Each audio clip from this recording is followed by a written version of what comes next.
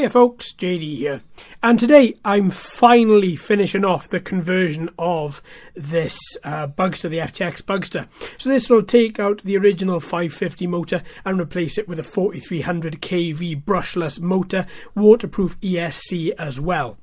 So this is split up into a couple of different parts.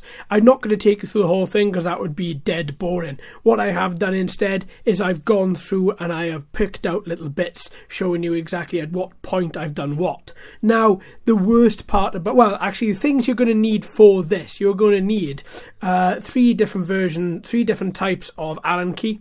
You are also going to need VHB strips, which are very heavily bonded strips. We've seen them before. That's just to hold down the ESC, to put back the on and off switch, and to stick down the Fly Sky receiver as well. You're also going to want to remove the middle strut that comes on this car that you can see the receiver currently sitting on in this picture. Once you have done that, you can get access to the motor. Now what you should do is you should be taking off that right hand side wheel and then taking off all the attachments from there. I didn't. I kept everything on, and it was a little bit dodgy, a little bit difficult to get it all off and to get everything back on. I think the whole conversion took about 2.5 hours to complete. That was getting everything, stripping everything down, planning how I was going to do everything, and then executing the plan. And yeah, I'm really impressed that I do go for a couple I just hold it in my hand, just a couple, a wheel spin test at the end of the video. And then tomorrow, then we're going to look at a proper test of this with my GPS meter to see exactly how fast this new thing goes. So I'm going to stop yammering and then let's get on with this video. Alright, the old motor is now out. This is the old brushed motor that we have, and I tell you what, one thing I did notice, now I've done a few of these replacements in the past couple of weeks. I must have shredded this motor, because as soon as I took it out, the stench that came out of this, I don't know what the hell had happened, but I pulled off the little pinion gear off the top here. I've got some replacements anyway, but the other one that I pulled off is actually in perfect condition. This is the new one on the brushless, on the 4300KV motor. And because that pinion gear was actually pretty good, and because this main drive gear here is okay, I will have to replace them both at some point, but I think just for the purpose of this conversion I'm going to use the old ones. I don't know what happened, but the smell that came out of this, and every time I try and turn this, you can hear and feel like ball bearings on the inside really scraping together and grinding. So that is knackered. So I'm going to throw that.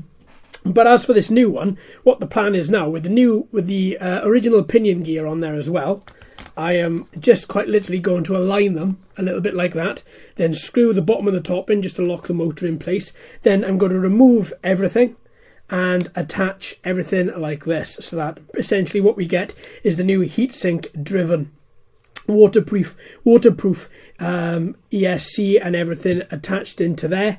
Connect everything up, flip it over, see whether it works. That's the deciding factor, see if it all works. So I'll tell you what, I'm going to cut this, I'm going to keep on doing this, and I'll come back in a couple of seconds when we've got something else to talk about. So at this point I had taken out the 550 brushed and I'd put in the brushless motor. I've got the ESC sitting there as well. This is the new one. So we just go through quite a couple of high quality photos here. The pinion gear is in. At this point both of the screws are in. The bottom screw is an absolute nightmare to put in. I would recommend putting this one in first.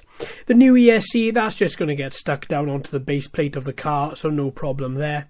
Here we've got the old brushed motor as well as the old ESC out of the car at this stage. They might be good for a very light little car, but I don't think I'm going to be using them again. Now we have the car put together with the brushless motor and the ESC. I'm just putting the on and off button back in and the receiver, and then we have the car pretty much complete. At this stage, the central wishbone is gone straight down through the middle. I'm in the process of screwing that back in. Without that, you realise exactly how flimsy this car actually is. So that supporting structure actually does give a lot of support indeed. Now, next stop is to actually see how this car works. Okay then folks, let me explain to you what I've done. So this is the brushless conversion complete. So we have, where's my dibber? There. So we have the brushless motor here with the heatsink from the original motor. I've popped the heatsink on there just simply because I don't want this plastic touching and it burning it through. I mean, it should be contained quite nicely and it should disperse heat nicely, but still, I'd like to have a heat sink on there. The brushless motor is then connected to the ESC. This is an updated ESC. I'm not using the original one. This is the original, just sitting right here. This original one would not regulate speed and would burn up as soon as you start to use this car in anger.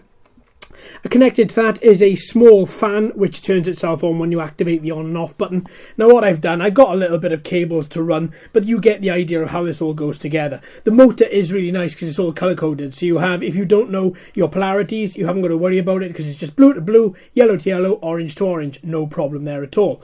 They are quite rigid, but you can lock them down a little way there as well. Now I've got my original receiver for my transmitter that we put on a couple of months ago, and what I'm going to do now is I'm just going to put some batteries inside this transmitter and keep on talking to you about the car. So I've got another couple of batteries coming. I've got a 3S, I've got a 4S coming as well. This ESC is rated for 2 and 3S, so I'm going to be using the maximum for 3S on here. Now, the motor I've currently got in here is just for, the battery I've currently got in here is just for test purposes. I'm not going to be using this out in the field, quite simply because this little battery isn't capable. It's capable enough of powering the car and probably giving it a couple of seconds of a burn, but it's not capable of a long distance or long, 20 or 30 minutes run. What you're going to find is if you use a battery like this, you're just going to damage the cells, so there's no point.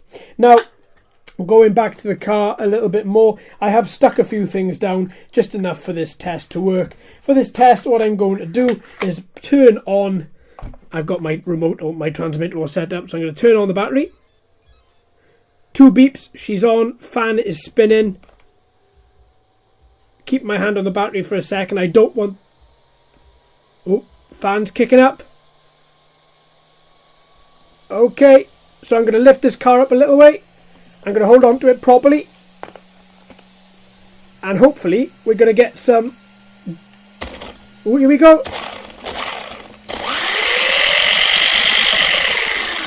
Well, that's the motor working. Whoa! Whoa!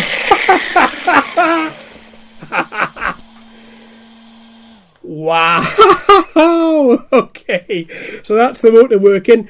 ESC is cool, battery is still cool, clearly the motor is still cool as well. Well, my God. Right, okay, so the next bit is to run this motor in properly.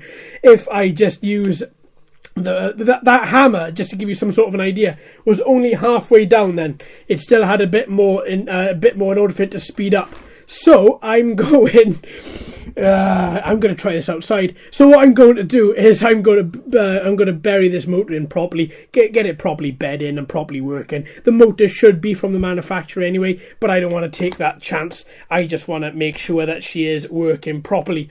Now, as I say, the battery I currently have is not worthwhile to actually power this properly, other than this little test. At least I know I've attached the pinion gear correctly to the main drive. The main drive shaft is still working. Nothing is hammering, nothing is moving a little bit the way that it shouldn't.